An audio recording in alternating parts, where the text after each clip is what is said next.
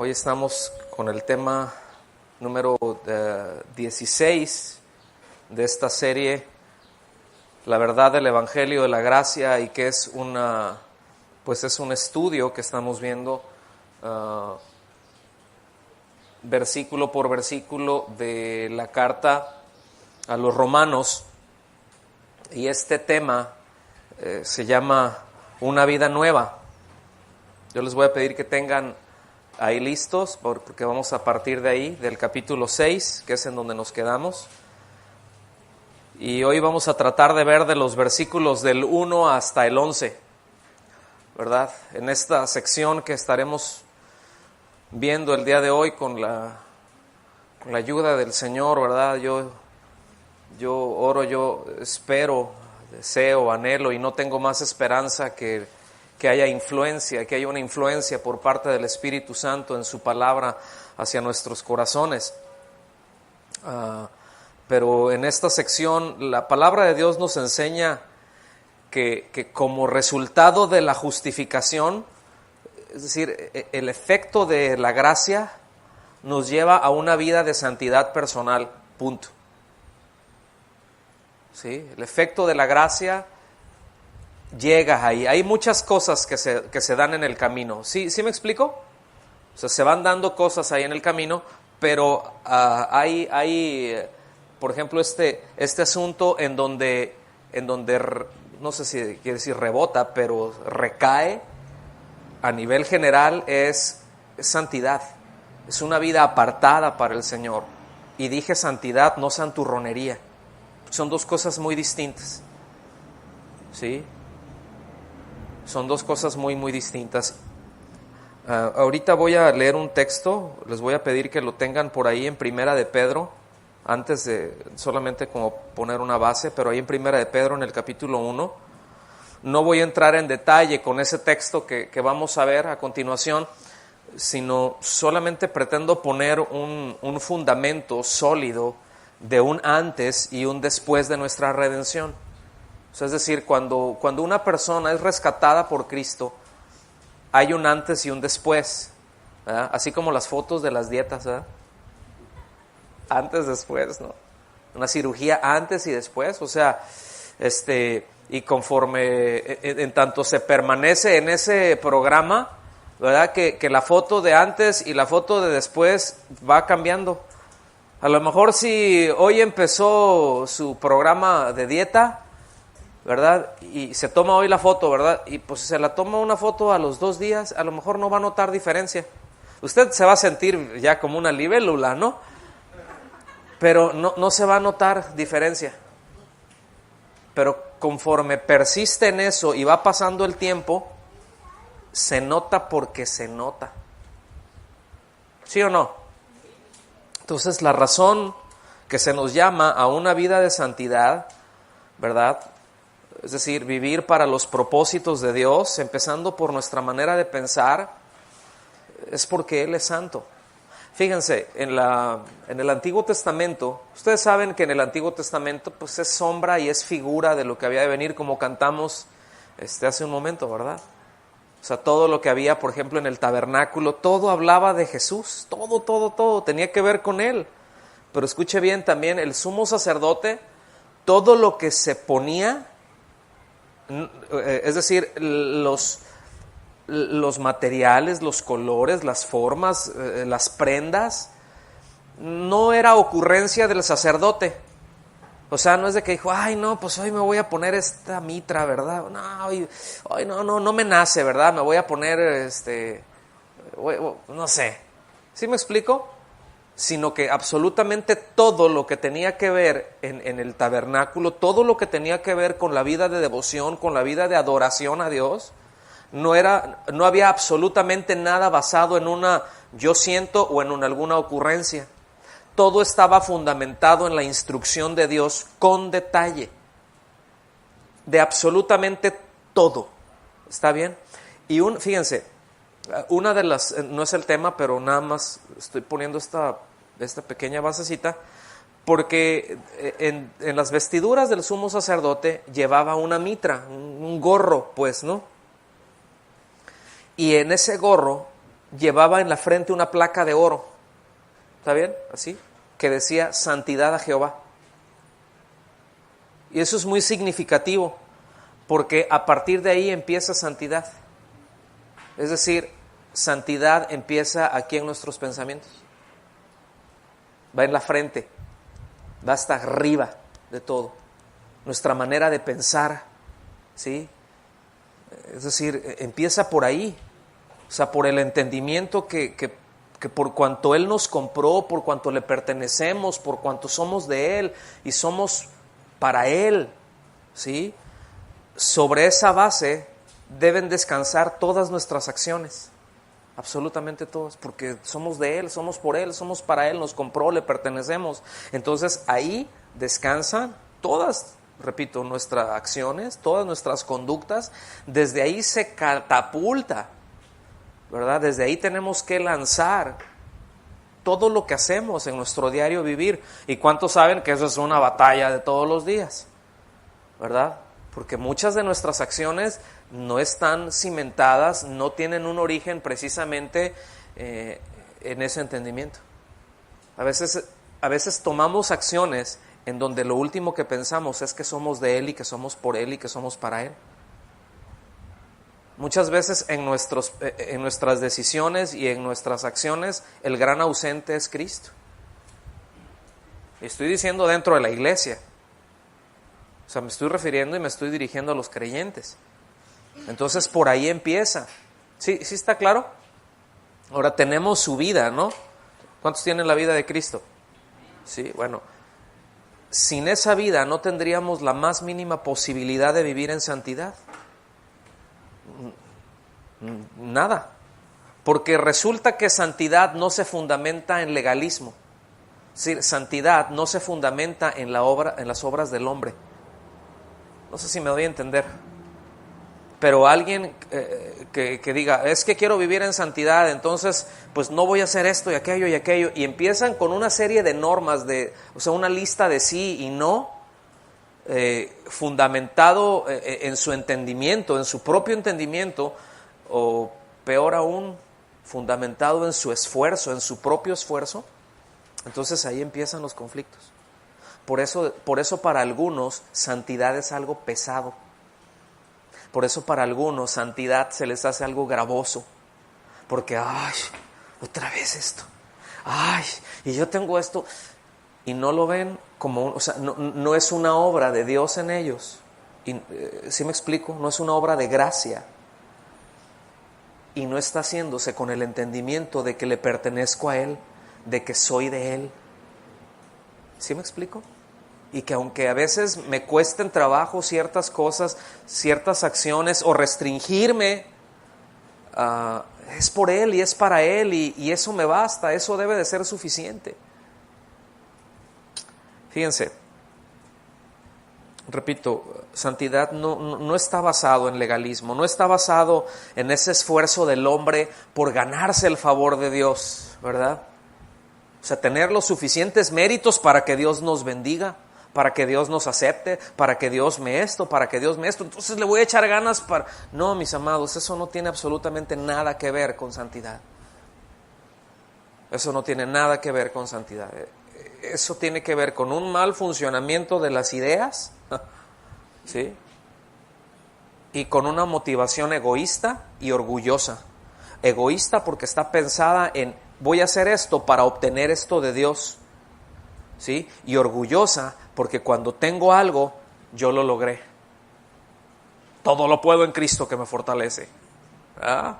Y hasta tomamos versículos que podemos mal usar y con esos disfrazarlos de piedad. Así es el corazón del hombre, engañoso y perverso más que todas las cosas.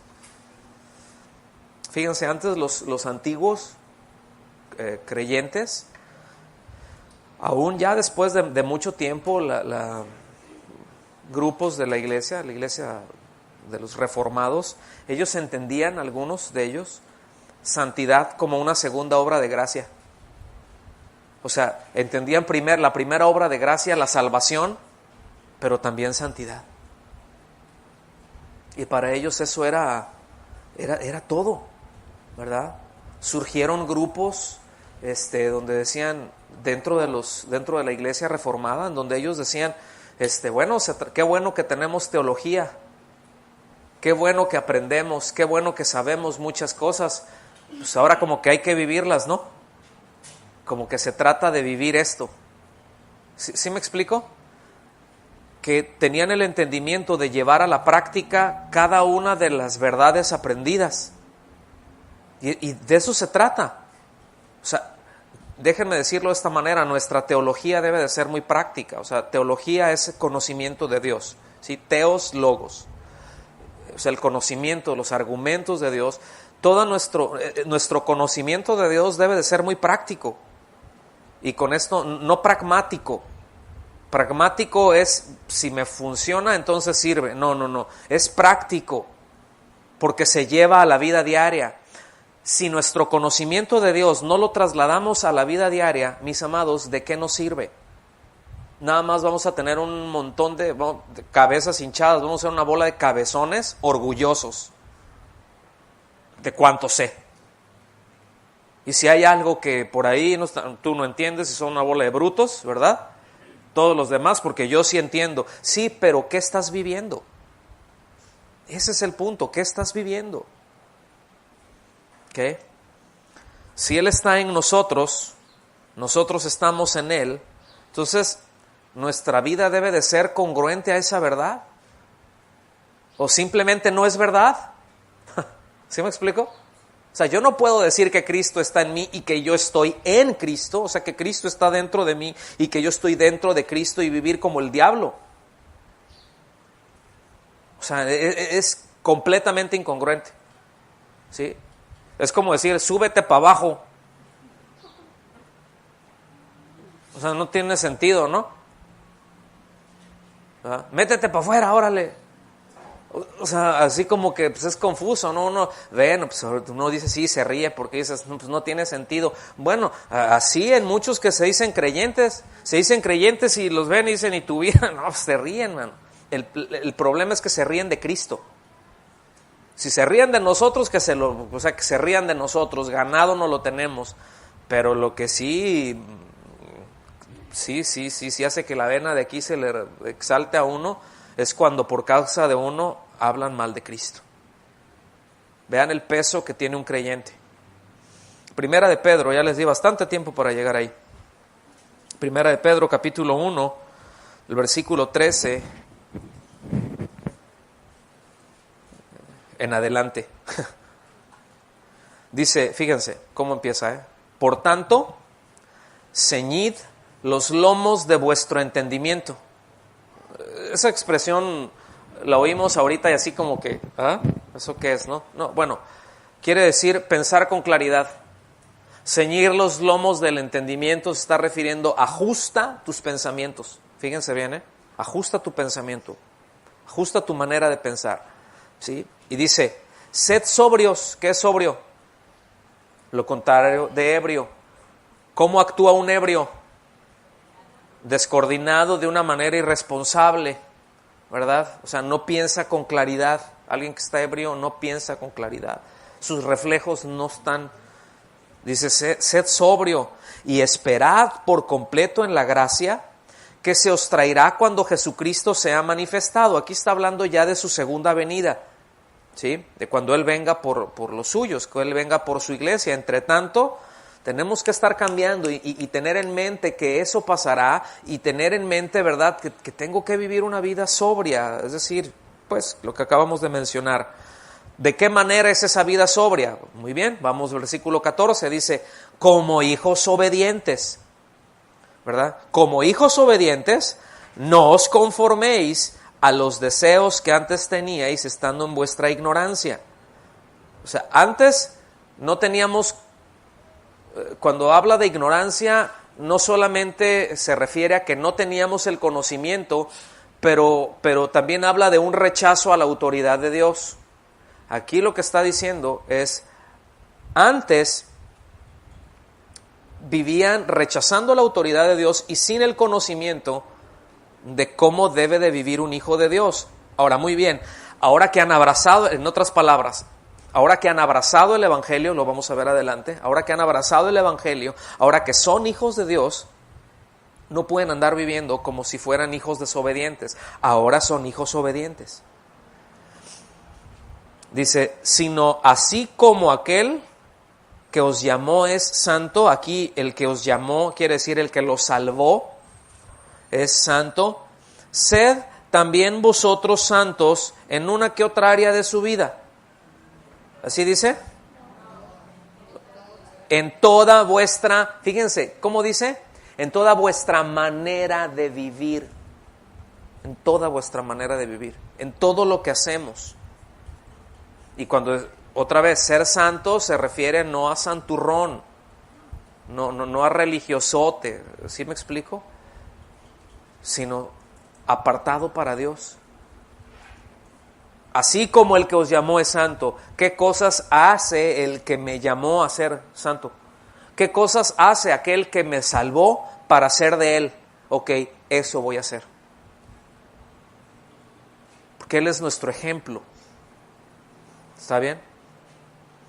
Seguimos. Sé porque está escrito, sed santos porque yo soy santo. Versículo 17. Si invocáis por Padre, o sea, si tú llamas, si tú dices que Dios es tu Padre, entonces dice, si invocáis por Padre a aquel que sin acepción de personas juzga según la obra de cada uno, conducíos en temor todo el tiempo de vuestra peregrinación.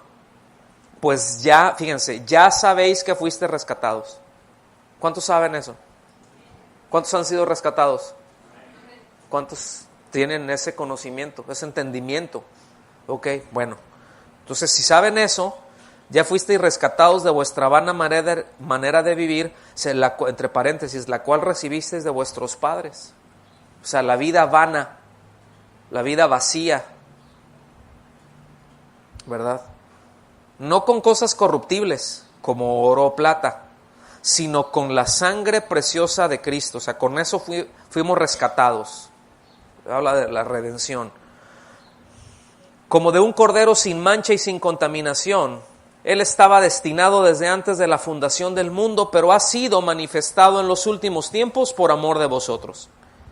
Por medio de él creéis en Dios, quien le resucitó de los muertos y le ha dado gloria para que vuestra fe y vuestra esperanza sean en Dios. Al obedecerla a la verdad, mediante el Espíritu, aquí la verdad es el Evangelio. Entonces fíjense, obedecemos, es una obra de Dios. Obedecemos al Evangelio por la obra del Espíritu. El Espíritu es el que convence, al mundo de pecado, de justicia y de juicio. ¿Está bien? Es una obra de Dios, pero el mensaje del Evangelio tiene que ser proclamado y tiene que ser creído. Entonces, ya me perdí. Ya, 22. Al obedecer a la verdad mediante el Espíritu, habéis purificado vuestras almas para el amor fraternal no fingido. Miren cómo se refleja que hemos sido salvados. Miren, una de las primeras cosas que se notan, dígale que está a su lado, se nota, pero no la que te aventaste anoche, dile, se nota, se debe de notar, dile, ¿no? Se nota. ¿En qué se nota cuando hemos sido rescatados? En que hay un amor fraternal no fingido. ¿Lo ven? Si hay indiferencia, si hay eso, son cosas prácticas. Santidad se manifiesta en el amor los unos para con los otros.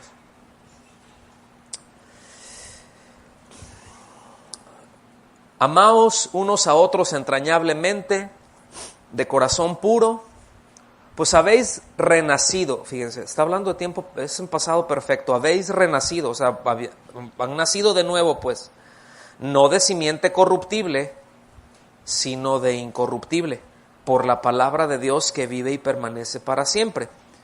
Porque toda carne, aquí está citando una parte de la escritura de Isaías, toda carne es como hierba y toda la gloria del hombre es como flor de la hierba. ¿Cómo es la hierba?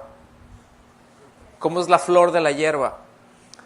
Aquí estamos en el desierto y nosotros podemos ver cuando estamos en sequía, ¿verdad? Que no ha llovido, seco, pelón, nada más ahí, pura arena, ¿verdad? Se ven grises, o sea, las ramas, está todo que aparenta que está muerto, pues no estaba muerto, andaba. ¿verdad? Está esperando nada más el agua. Pero cuando llueven, que caen las primeras lluvias, ¿qué surge de la tierra? Hay mucho pasto, ¿se fijan? Mucha hierba. ¿Y cómo es esa hierba? De volada, en 2-3 días ya está grande. Y después ahí está la florecita, ¿verdad?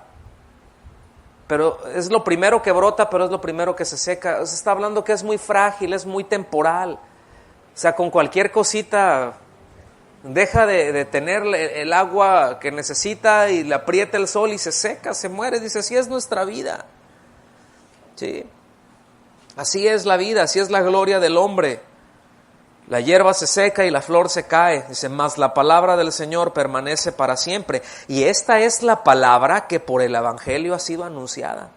Capítulo 2, versículo 1. Desechad, fíjense, eso ya está hablando, ya que he sido salvado, ahora hay responsabilidades que yo tengo como creyente. Porque aquí no dice que Dios desechará. Aquí ya dice, ustedes, tú desecha.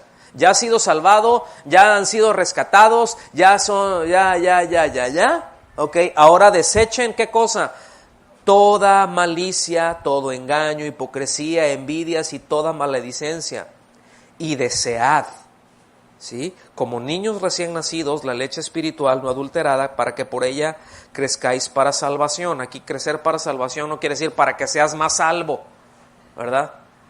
Aquí quiere decir para que tu salvación sea notoria. Es decir, cuando tú desechas malicia, todo ese mal plan que vimos ahorita, cuando desechamos eso, que empezamos a poner manos a la obra, cuando nos empezamos a nutrir de la palabra de Dios, se nota que hemos sido rescatados. ¿Está bien? De eso está hablando. Dice, ya que habéis gustado la bondad del Señor. Muy bien, vamos a Romanos. Ahora sí, ya entramos en materia, dejamos la introducción a un lado y ahí en el capítulo 6, de los versículos 1 y 2, les recuerdo algo de lo que vimos la semana antepasada, pues el tema anterior, ¿verdad? Que el apóstol Pablo había aclarado ya ahí que la gracia es superior al pecado, ¿verdad? Bueno, el pecado entró por un hombre y la salvación entró por un hombre. Y hay toda una explicación muy detallada de esto, ¿verdad?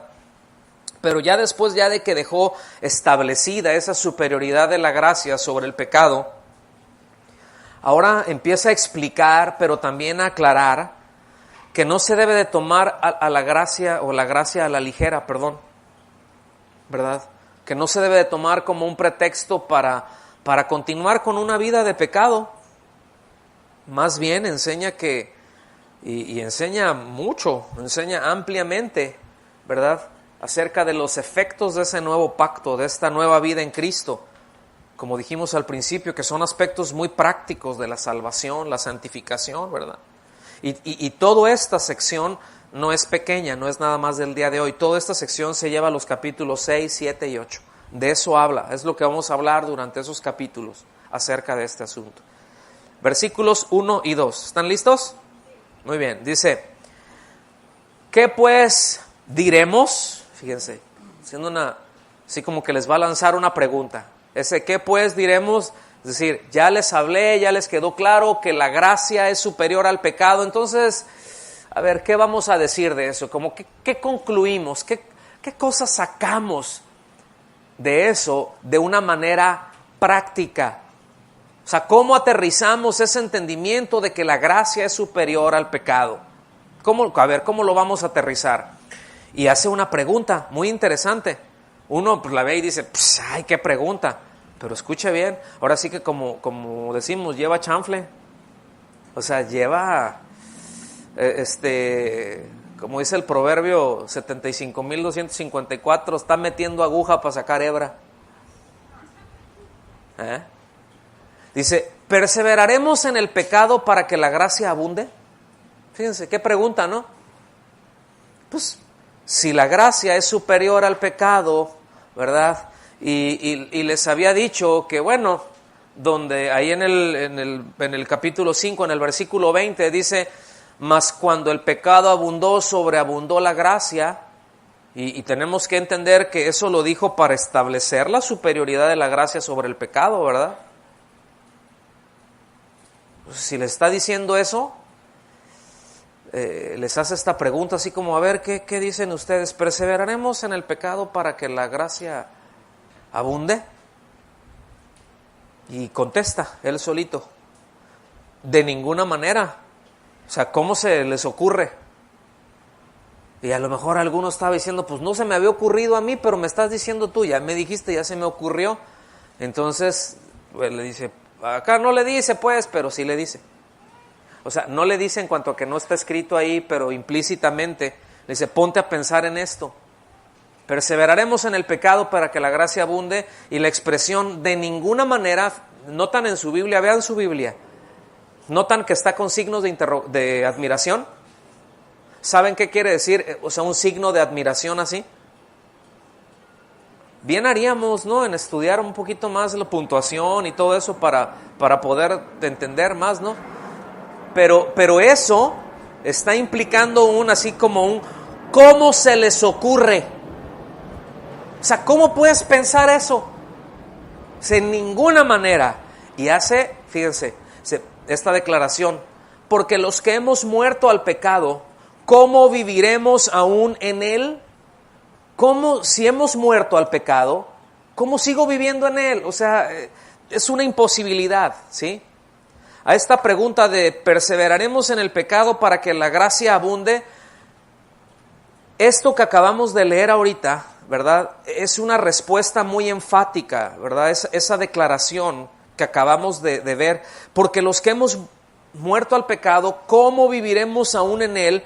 Es para hacer ver lo absurdo de la idea. Si hemos muerto al pecado, es absurdo pensar que puedo seguir pecando. O sea, si la gracia me ha alcanzado, es absurdo pensar que puedo seguir pecando con toda libertad, porque entonces mientras más peque, más gracia. A mayor pecado, mayor gracia. Bueno, ¿saben que hay quienes piensan así? Pero esta expresión es muy clara y la instrucción bíblica es muy clara. Entonces, por un lado, escuchen bien, combate el argumento que algunos tenían, sobre todo dentro de los creyentes de origen judío. Combate la idea de que ellos decían: es que se corre mucho riesgo, ¿verdad? Como todo es por gracia, entonces si todo es por gracia, algunos hermanos van a ser alentados a pecar. No, hay que decirles que no, que se tienen que esforzar. Y escuchen bien, ese argumento yo lo he escuchado mucho en algunos pastores. Cuando les hablas, por ejemplo, acerca de la seguridad de la salvación.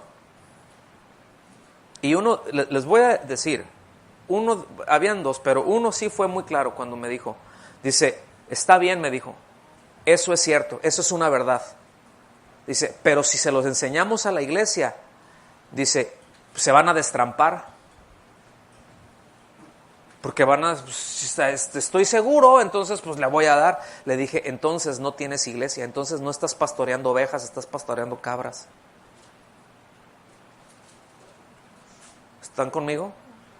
Porque una seguridad bíblica precisamente te trae seguridad. No sé si, o sea, una afirmación bíblica, te trae una seguridad. O sea, no les voy, imagínense que yo no me quiero meter en problemas con el Señor. Por eso Pablo les dijo allá cuando se despidió de los líderes de Éfeso, les dice: yo no he rehuido, ¿verdad?, a enseñarles todo el consejo de Dios. Yo no he rehuido a eso, o sea, no les saco a enseñarles. Y yo los encomiendo a la palabra de Dios. Y en eso, mis amados, yo descanso. Yo los encomiendo a la palabra de Dios. Se trata de exponerla lo más claro posible, ¿verdad?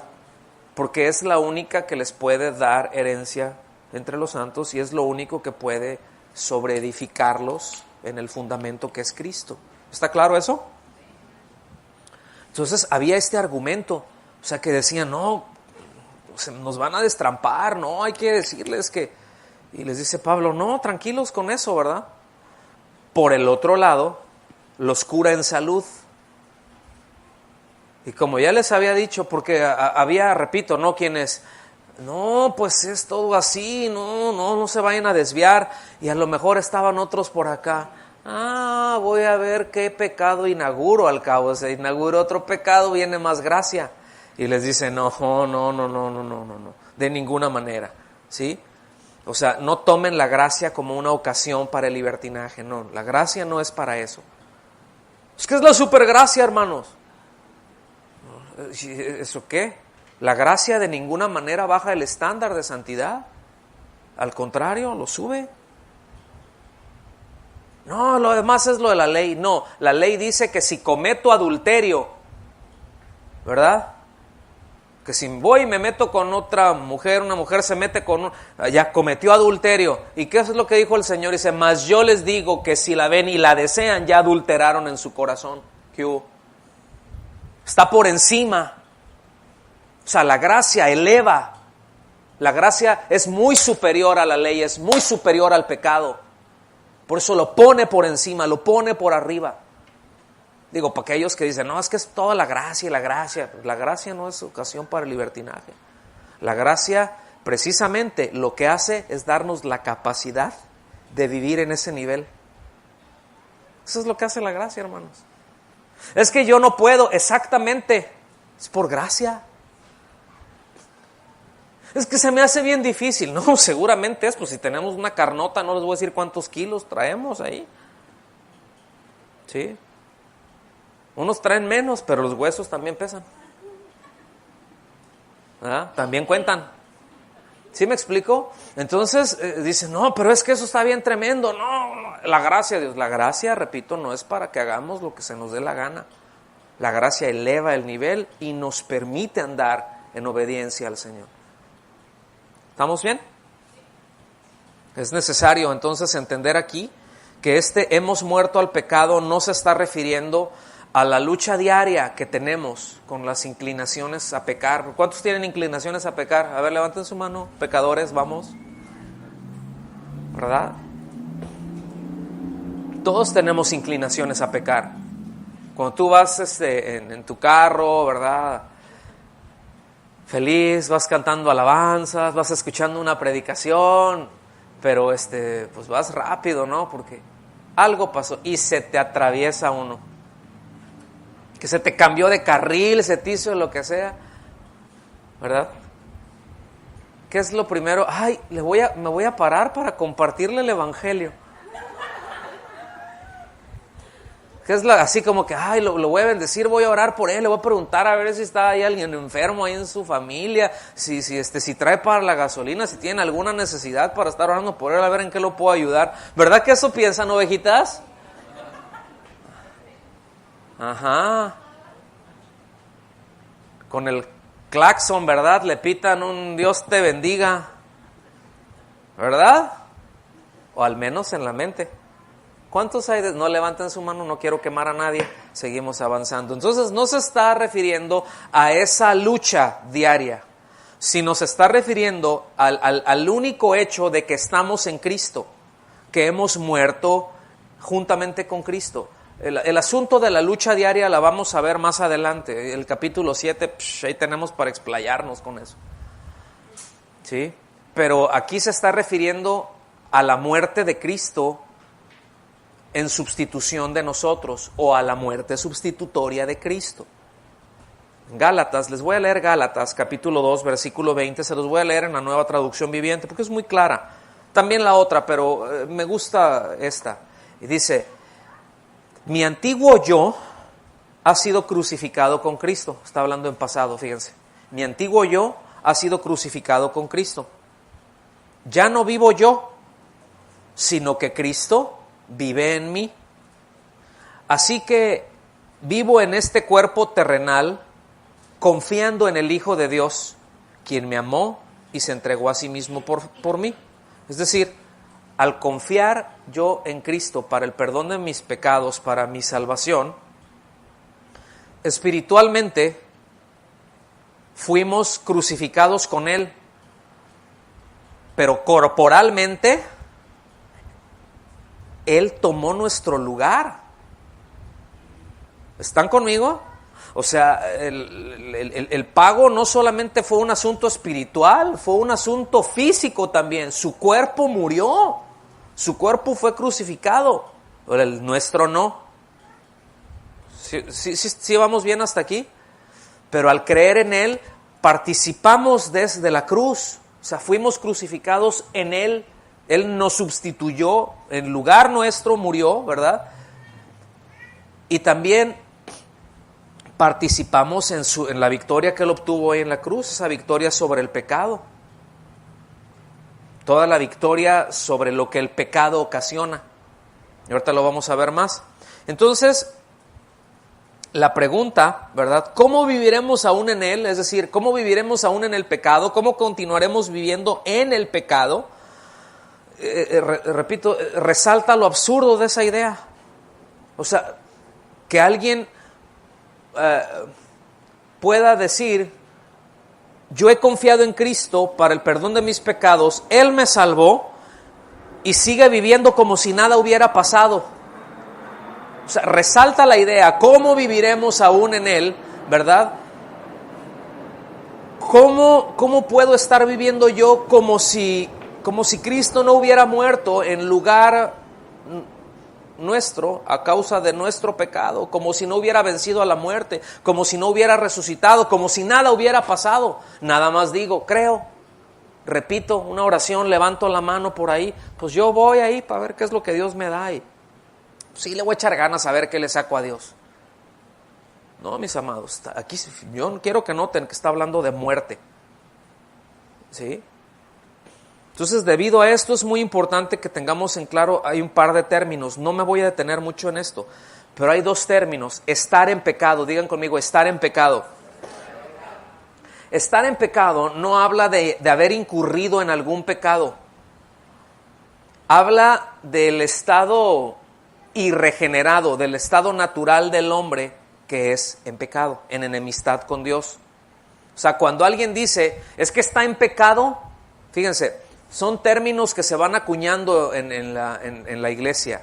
O sea, bueno, al menos en un sector de la iglesia evangélica, ¿verdad?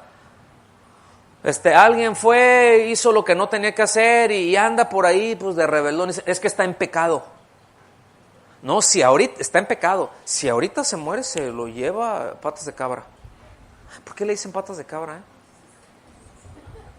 Porque ni tiene patas de cabra, ni trae trinche, ni se viste de rojo. Son los del Toluca los que se visten de rojo, ¿verdad? Bueno, y otros. Entonces, estar en pecado habla de ese estado irregenerado en el cual se está viviendo. ¿Sí queda claro eso? Ahora, estar en Cristo no quiere decir asistir a una congregación. ¿Ok? Estar en Cristo habla de estar unido a Cristo. Habla de haber sido nacido de nuevo por la obra de Cristo, entendemos. ¿Sí? Estoy en Cristo, dentro de Cristo, Cristo en mí y yo en Él. El miércoles estuvimos hablando de eso, por eso les decía en un principio que es importante que estemos dándole seguimiento, porque todo lo que se enseña, mis amados, todo tiene que ver con todo. Entonces, tanto más estemos recibiendo, esa enseñanza nos permite avanzar más rápido, ¿no? O sea, bueno, seguimos avanzando. Entonces, en otras palabras, si alguien vive en pecado, no vive en Cristo. O sea, si está en pecado, no está en Cristo, ¿verdad? Porque en Cristo, por su muerte, hemos nosotros muerto al pecado. Vamos a ir más para adelante, no se preocupen, ahorita vamos a avanzar más porque ya les salió cara de signo de interrogación. Esto que les acabo de decir pasa a explicarlos con la figura del bautismo a partir del versículo 3, ahorita vamos a ir ahí, en donde, por cierto, no trata el tema de bautismo o del bautismo en agua, nada más lo está utilizando como una ilustración, pero no está hablando del bautismo en agua. Es una ilustración, es una figura, ¿verdad? Porque el bautismo no salva y no regenera. Está claro eso. El bautismo no salva y no regenera. Entonces no está hablando del bautismo en agua del creyente, que es importante y es necesario, sí, pero no es el tema, no está hablando de eso. Entonces versículo 3 dice, ¿o no sabéis? Fíjense bien, esto, en otras palabras, les está diciendo, miren, esto es algo elemental que ya todos debieran de saber. Cualquier creyente debe de saber que precisamente es creyente porque ha muerto al pecado. Ya debe de tener en clara la obra de Cristo. Eso es elemental, ¿que no lo saben? Esto es clave en la doctrina cristiana. Esto es esencial. ¿Qué no lo saben? ¿Qué no saben de la unión que hay con Cristo, del creyente? ¿Qué no saben del desligue del creyente con el pecado? ¿Qué no lo saben? ¿Sí? ¿O no sabéis u os hacéis? ¿Ah? ¿O no saben o se hacen? ¿Verdad? Así es la pregunta. Dice, ¿no sabéis que todos los que hemos sido bautizados en Cristo hemos sido bautizados en su muerte? Entonces, repito, aquí bautizado en Cristo no está hablando del bautismo en agua. Bautizados en Cristo, bautizados en su muerte. Esto quiere decir colocados dentro de Cristo. Sumergidos en la persona de Cristo. Inmersos en Cristo. Unidos, identificados con Él, por medio de la fe, por gracia. Fíjense. Entonces, ¿no saben que todos los que hemos sido unidos al Cristo, estamos dentro de Cristo, hemos sido unidos a su muerte? O sea, a su muerte al pecado. No porque Cristo tuviera pecado, porque nunca pecó, pero nosotros sí, por eso nos sustituyó. ¿Sí está claro eso? Entonces, el propósito del bautismo en agua no es salvar, es ilustrar una realidad espiritual, ¿verdad? De que alguien que ha sido justificado, alguien que ha sido unido a Cristo, que representa eso, está representando nada más.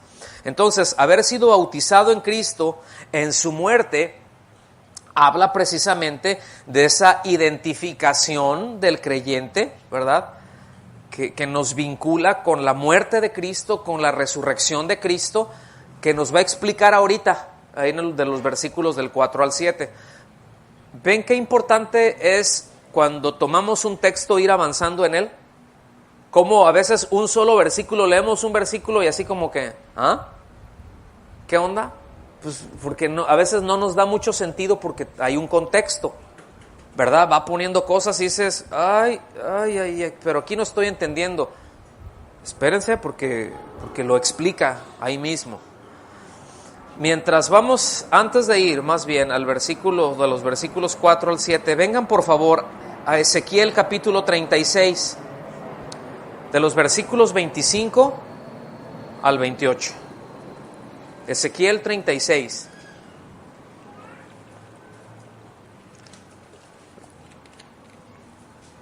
Aquí habla el profeta Ezequiel acerca del nuevo pacto, ¿sí? De la eficacia de la obra de Cristo, de la bendición que tenemos, ¿verdad? De aquellos que creen, aquel que cree. A partir del versículo 25 dice, miren, ahorita que lo vaya leyendo, voy a subir la voz en algunas de las palabras que quiero que ponga atención, y si lo puede subrayar está bien, no es pecado. Para los que anoten lo puede hacer, ¿ok?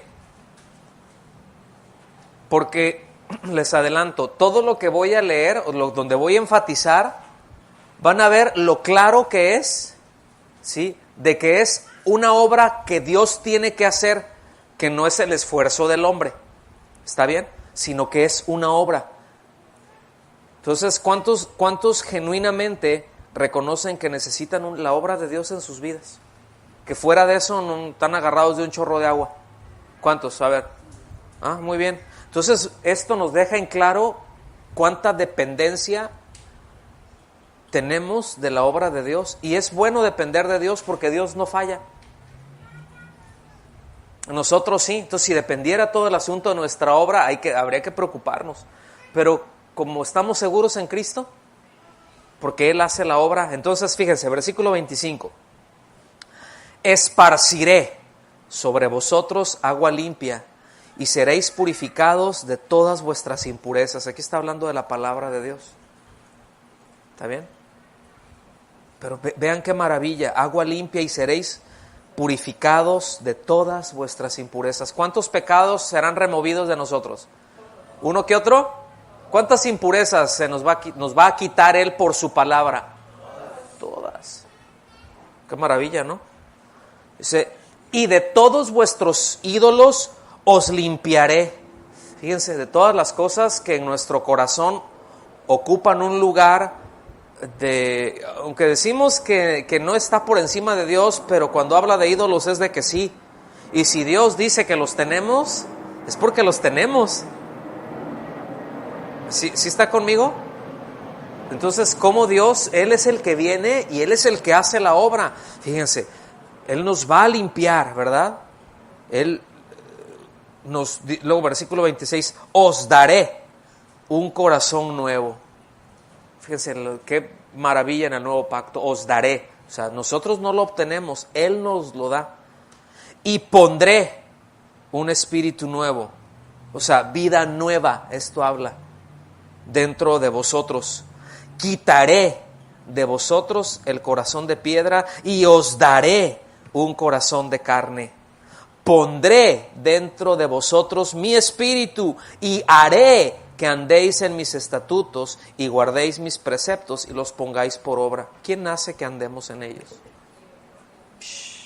Porque de Él, por Él y para Él son todas las cosas. Versículo 28. Habitaréis en la tierra que di a vuestros padres y vosotros seréis mi pueblo y yo seré vuestro Dios. Qué maravilla, ¿no? ¿No le dan gracias a Dios por eso? Ay, hermanos, es que en verdad, bueno, en casa, cuando vayan a casa, tomen el tiempo y vean estas escrituras.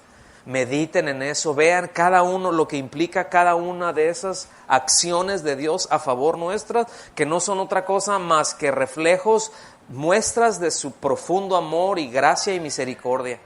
¿Están aquí? Versículo 4 dice de Romanos. ¿Ya regresaron a Romanos? Les dije que pusieran un dedo ahí y si les quedaba otro dedo, pues ya lo ponen en las demás, pero Romanos 6:4 dice: porque somos sepultados juntamente con Él para muerte por el bautismo, a fin de que como Cristo resucitó de los muertos por la gloria del Padre, así también nosotros andemos en vida nueva. Digan conmigo, vida nueva. ¿Sí? ¿Para qué hemos muerto con Cristo y para qué hemos resucitado con Cristo? ¿Para andar como antes? ¿Para andar con la misma vida antigua? Entonces, ¿para andar en qué? Para que andemos en una vida nueva, ¿verdad? Entonces, del mismo modo que nos hemos identificado en su muerte, nos hemos identificado en su resurrección, precisamente para esto, para que andemos en una vida nueva. ¿Ok? En Colosenses, se los leo rápido, Colosenses capítulo 2, versículo 2, estoy contrastando el antes y el después, ¿va? Colosenses 2:12 dice: con Él fuisteis sepultados en el bautismo, y en Él fuisteis también resucitados por la fe en el poder de Dios que lo levantó de los muertos. Fíjense. Efesios capítulo 2, versículos 1 y 2. Él, Cristo, os dio vida a vosotros. Tiempo pasado, Él hizo algo. ¿Qué hizo? Nos dio vida. ¿A quién le das vida? Pues a alguien que está muerto. ¿Sí? Él os dio vida cuando estabais muertos en vuestros delitos y pecados. ¿Ves? En pecado. Versículo 2, en los cuales delitos y pecados anduvisteis en otro tiempo, siguiendo la corriente de este mundo, conforme al príncipe de la potestad del aire, el espíritu que ahora opera en los hijos de desobediencia. O sea, noten pues que hay un antes y un después. ¿Sí lo ven? ¿Sí o no? Efesios, ahí vayan al capítulo 4, de versículos 22 al 24, dice: en cuanto a la pasada manera de vivir. ¿Cuál manera de vivir? ¿Cuál manera de vivir? La pasada. ¿De qué color era el caballo blanco de Napoleón? ¿Sí? ¿Qué forma tenía el círculo redondo? En cuanto a la pasada manera de vivir, fíjense, despojaos del viejo hombre. Vean aquí cómo hay una responsabilidad de nosotros. Ahorita vamos a tratar de explicar esto brevemente. Despojaos del viejo hombre que está corrompido por los deseos engañosos. O sea, aunque hemos nacido de nuevo, hay mañas. ¿Cuántos mañosos hay aquí? Ay, nadie levantó la mano. Uno así como que le iba a levantar y le hizo así. Todos, mire, voltea al que está a tu lado y dile, o no sabéis u os hacéis.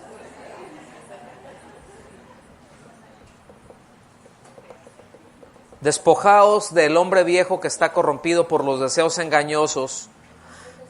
Renovaos en el espíritu de vuestra mente. Y escuchen bien. Y vestíos del nuevo hombre, creado según Dios en la justicia y santidad de la verdad. Vestirse, ponerse ropas, representa conducta. ¿Ok? Ropa representa conducta. Ahí en Apocalipsis dice, y los santos, ¿verdad?, que estaban vestidos de blanco, ¿verdad?, que representan las acciones de los santos. ¿Está bien? O sea, aquí revístete, es decir, desnúdate en tu conducta, es lo que está diciendo. De esa manera pasada de vivir, tienes que despojarte de eso, desnúdate de eso, pero vístete con las vestiduras del nuevo hombre. ¿Cómo son esas vestiduras? Dice, creados según Dios en la justicia y santidad de la verdad. O sea, de acuerdo a como Dios dice, en otras palabras. ¿Está bien?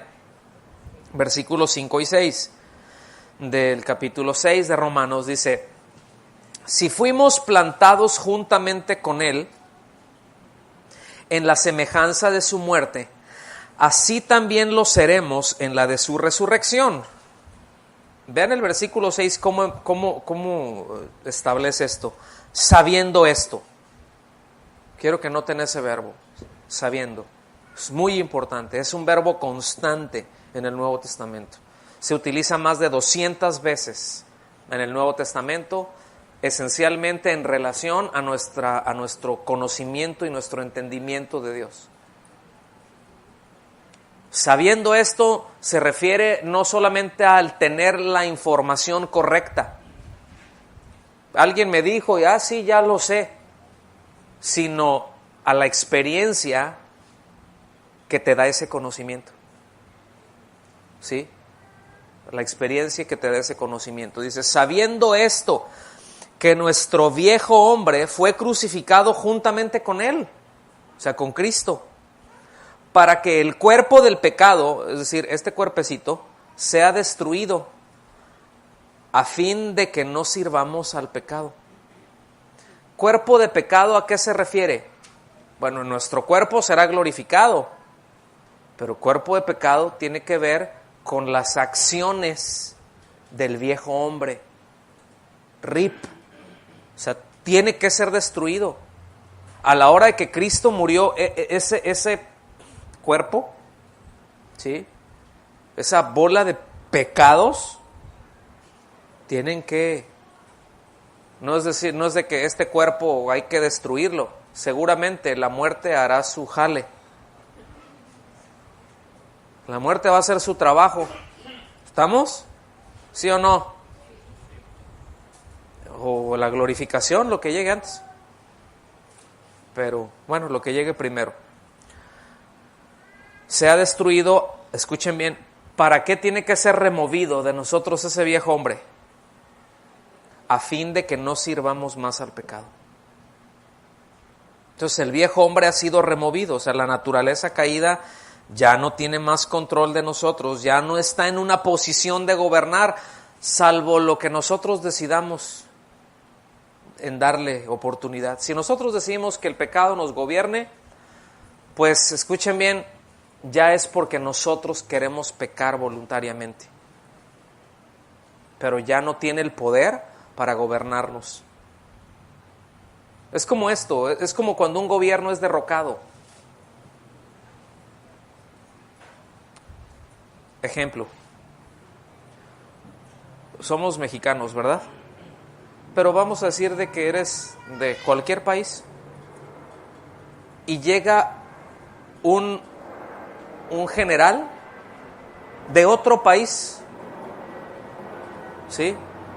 Que no es el tuyo. Bueno, déjame no ponerlo porque eso lo limitaría a que fuéramos soldados, pero ciudadanos, ¿sí? Somos ciudadanos de determinado país. Y viene el presidente de otro país y te da órdenes. Pregunta, ¿estás obligado a obedecerla? O sea, llega el presidente de otro país y te dice, ahora, mira, tú vas a obedecer estas leyes. Tú te vas a conducir por estas leyes.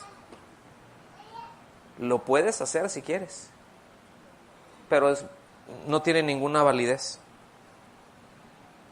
Entonces, tú puedes decir, ¿sabes qué? Tú serás presidente allá y mandas allá, pero aquí no.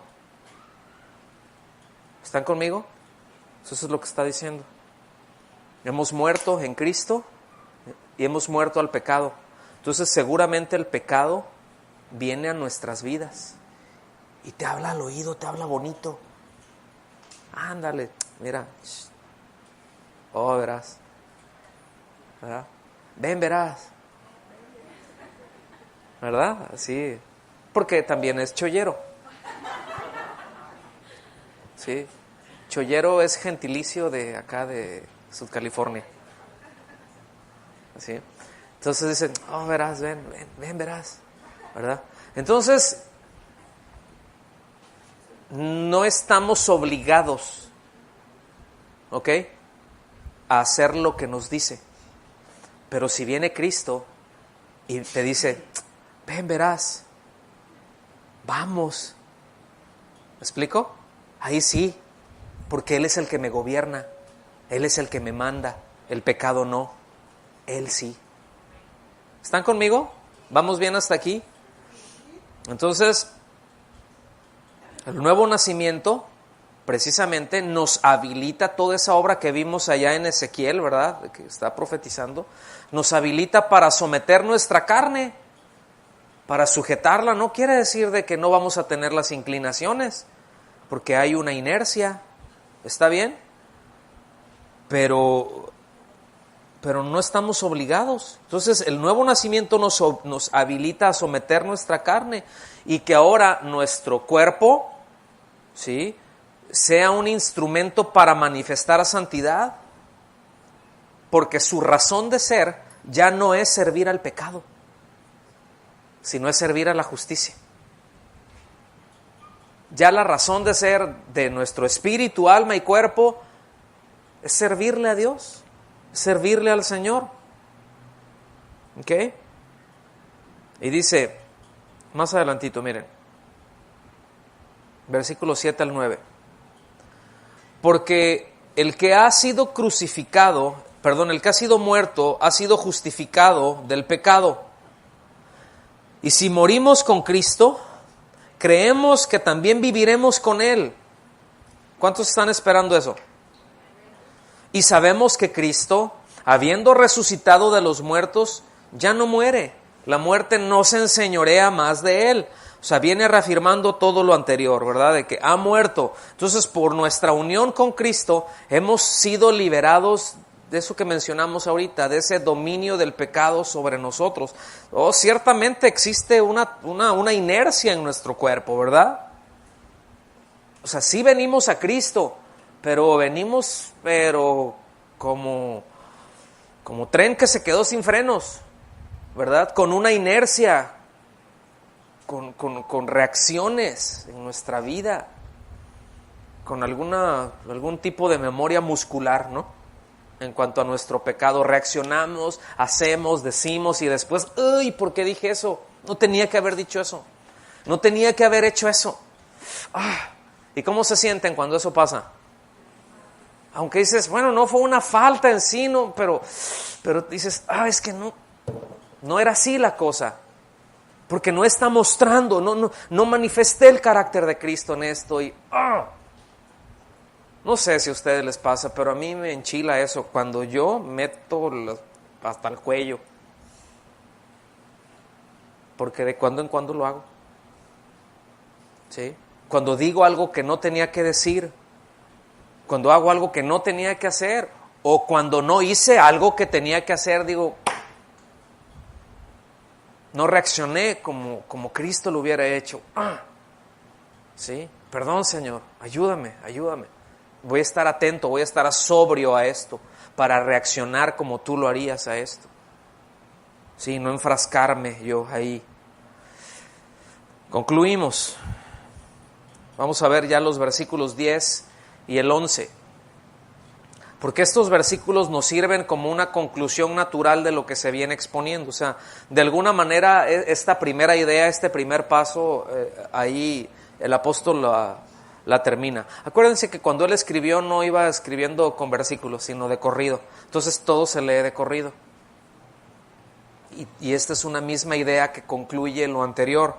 Dice, versículo 10, en cuanto murió, al pecado murió una vez por todas. Es decir, ¿cuántas veces tiene que ir Cristo a la cruz por nuestros pecados? Una vez, para siempre. Sí.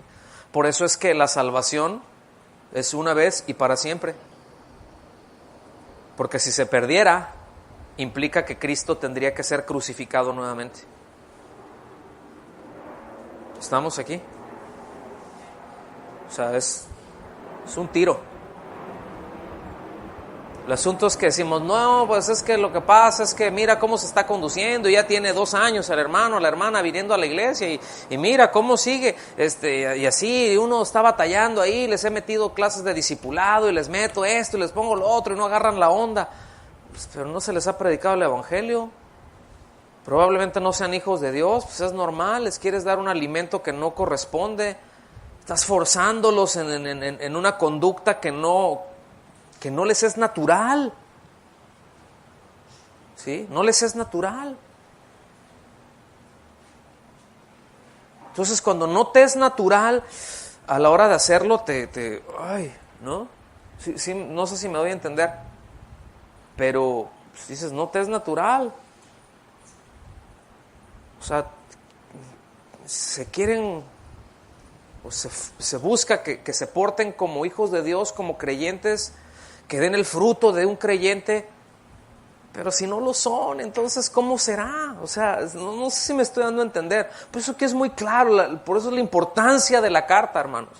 Por eso es la importancia de las Escrituras, de ir con detenimiento a revisar línea por línea, renglón tras renglón, palabra por palabra en donde sea necesario, pero que lo podamos entender, porque esto nos clarifica y nos ayuda y nos hace ver a cada uno de nosotros en dónde estamos parados. Y si en algún momento uno dice, bueno, yo creo que creía, pero me estoy dando cuenta que no, entonces, espérate, qué bueno, gracias a Dios si llega ese momento. Es la gracia de Dios. La misericordia de Dios que nos deja ver, yo pensé que estaba bien. No le dan gracias a Dios cuando algo, aunque nos cale, aunque nos duela, pero no agradecemos cuando estamos yendo por un camino que no es y alguien con toda seguridad nos hace ver, no nos dice nada más, va mal, sino se para delante de ti y te frena y te dice, espérate tantito, mira, si sigues por aquí hay esto y esto y esto, vas mal, por este camino no es, hay que darle por acá, así y así y asado. ¿Cómo te sientes? Dices, ups, cuánto tiempo perdido, ya me metí esto, sí, pero y te puedes rasgar las vestiduras, ¿me explico? Puedes agarrar un puño de galletas de animalitos y tratar de cortarte las venas. Sí, pero no va a funcionar, o sea, no es el punto ese, sino más bien dices, iba mal. Entonces, Señor, gracias por darme la indicación correcta que ahora me tengo que ir por allá. Gracias. Entonces, bien haremos en seguir pegados a la palabra de Dios, ¿sí? Porque es la palabra profética más segura que hay. En cuanto murió al pecado, murió una vez por todas, pero en cuanto vive, para Dios vive. Fíjense. Así también vosotros, ese así también es muy importante, así también vosotros. ¿A vosotros a quién les está hablando? A los creyentes, a los que se han identificado en Cristo, a los que han sido bautizados en Cristo, sumergidos en Cristo, inmersos en Cristo, puestos dentro de Cristo y Cristo dentro de ellos por su vida. El que se une al Señor, un espíritu es con Él. ¿Sí? A vosotros, dice, así también vosotros considerados muertos al pecado. O sea, tienes que identificarte. ¿Cómo reacciona un muerto? No reacciona. Es lo que nos está diciendo. O sea, el pecado trae inercia. Hay un cuerpo, tenemos una carne que no ha sido glorificada y que tiene sus tendencias, que tiene su inercia, que va a proponer y que va a venir Satanás también, ciertamente, a proveer a nuestra carne lo que la carne desea, porque Él es el que lo provee y Satanás es el mejor aliado de nuestra carne. Entonces, cuando eso ocurra, ¿cómo debo de considerarme al pecado? Muerto. No reaccionar a eso. Viene algo que yo sé, yo tengo identificado que es pecado, yo tengo identificado que es contrario a lo que Dios establece, que no corresponde a la justicia y la santidad de la verdad, no corresponde a eso. Entonces, ¿qué hago? No reacciono. No voy a dar respuestas a eso. Pero es que acá no voy a dar respuesta a eso. Ay, yo tengo ganas de responderle, pero yo me considero muerto al pecado. Dice, pero vivos para Dios en Cristo Jesús. O sea, no reacciones al pecado, no le des respuesta al pecado, sino dale respuesta a Dios, porque estás vivo en Cristo. Porque ahora vives para Cristo. Porque ahora vives para Él, entonces considérate muerto a eso. Ese es el asunto, esa es esa vida nueva. Esa novedad de vida que también se traduce así. Pero ese es el asunto, mis amados. Ese es el tema, una vida nueva. Ese es el efecto de la superioridad de la gracia sobre el pecado. Viene una vida nueva, que ya no reacciona al pecado, pero que reacciona a Dios. Que no le da respuestas al pecado, pero le da respuestas a Dios en toda su manera de vivir. ¿Estamos? Vivos para Dios en Cristo Jesús, Señor nuestro. Entonces, concluimos, repito, ese desligue de nuestra vida con el pecado es para siempre, hermanos. Ese desligue es para siempre. Porque así es la salvación, es para siempre. Así es nuestra unión con Cristo, es para siempre. Así es nuestra unidad en Cristo, es para siempre, porque Dios lo hizo. Es una obra de Dios, por cuanto Dios lo hizo. ¿Están conmigo? Él es el que hace. Entonces, vivir para el honor, para la gloria, para el servicio a Dios y a los suyos, de eso se trata todo esto. De eso se trata esa nueva vida. Cuando yo respondo a Cristo, le honra, le glorifica y bendice a los que están a mi alrededor. Cuando yo respondo al pecado, deshonra a Cristo, no lo glorifica y afecto a un montón. ¿Está bien? En el tema anterior vimos que esta era una lección importante a aprender, el hecho de que nuestras acciones no están en neutral, no están en punto muerto, no es algo aislado que no afecte a otros.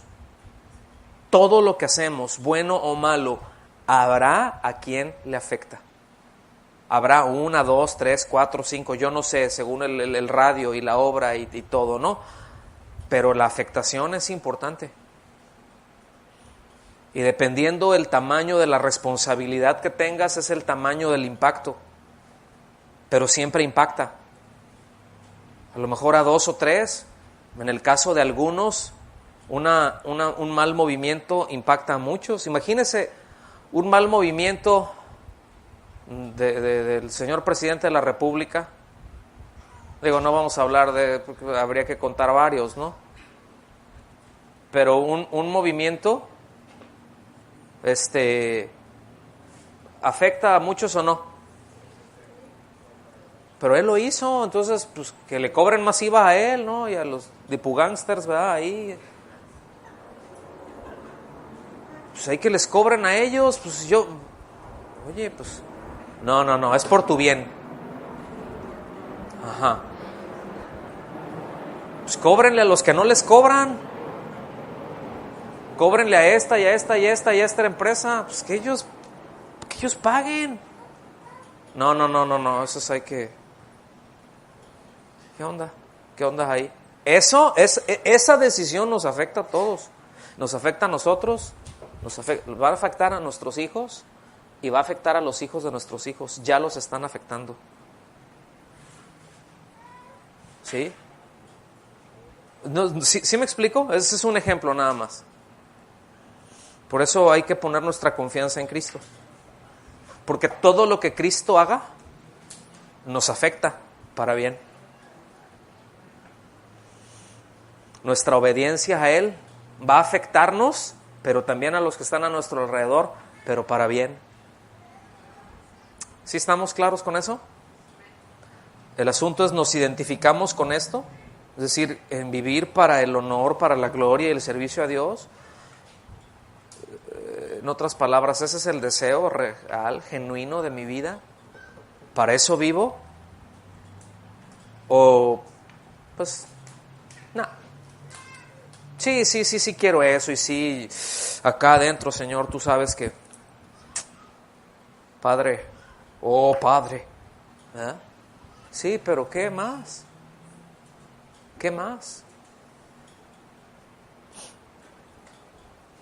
Fíjense cómo todo esto nos habla de una determinación que debemos de tener, ¿sí? ¿A qué debemos reaccionar y a qué no? ¿A qué no? ¿A qué debemos de poner atención y a qué debemos de reaccionar? ¿Sí? La única manera de vivir para Dios, escuchen bien, está en Cristo. Y si estamos en Cristo, Él gobernará nuestras vidas. Si estamos en Cristo, Él gobernará nuestras vidas.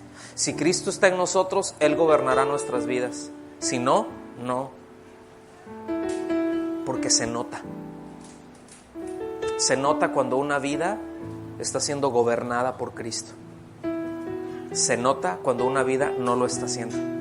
Sí se nota. ¿Sí? Y conforme va pasando el tiempo, se va notando más una u otra cosa. Es decir, conforme pasa el tiempo, debe de notarse que Cristo nos gobierna. Conforme pasa el tiempo, debe de irse notando en nosotros rasgos de Cristo. ¿Cómo es Cristo? ¿Cómo actúa Cristo? Obviamente nunca le llegaremos ni a los talones. Y cuando estemos glorificados, siempre estaremos maravillados con su belleza y con su esplendor y con su gloria, con su gracia. ¿Me explico? Siempre será así. Tendremos toda la eternidad para disfrutar eso. Tendremos toda la eternidad para ver la belleza del Padre, para contemplarlo, para amarlo, para servirlo, para deleitarnos ahí. ¿Está bien?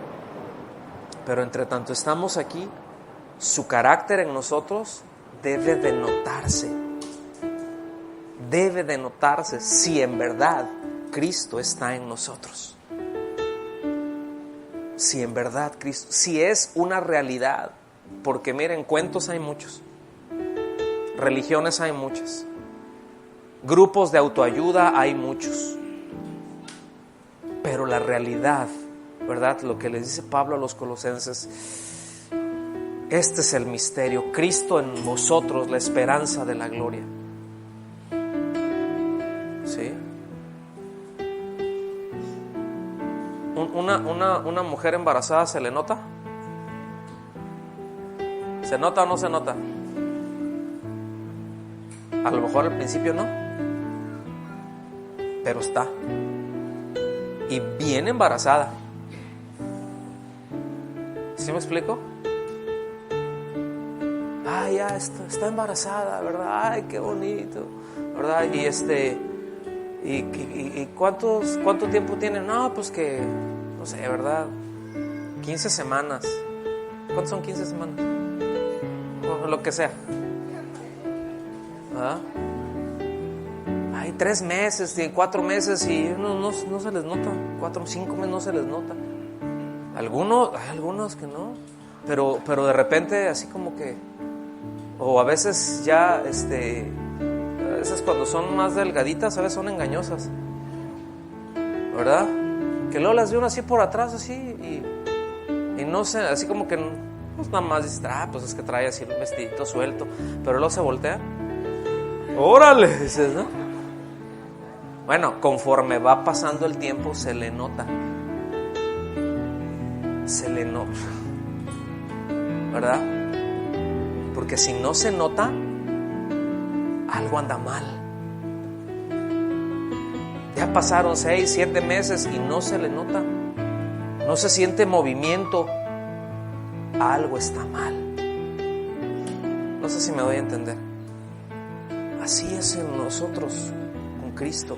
Es una nueva vida. Pues cuando empieza, pues hay síntomas, ¿no? O sea, hay síntomas de volada, porque por eso se dan cuenta, ¿no? Y van y se hacen una prueba y dices, ay, sí, mira, ¿verdad? Y empiezan los síntomas, ¿verdad?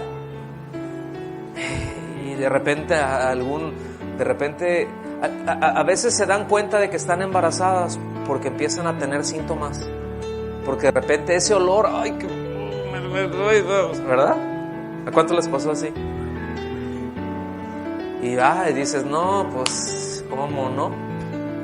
Y luego dice, ay, no sé cómo pasó. Mira, te voy a explicar. Había una abejita. ¿Están conmigo? Pero es notorio que traes una vida adentro. Cuando está Cristo en nosotros, su vida es notoria, se tiene que notar, porque si no se nota, o no está, o algo anda mal y hay que revisarlo. ¿Están conmigo? Póngase de pie, por favor, y vamos a orar. Vamos a darle gracias a Dios.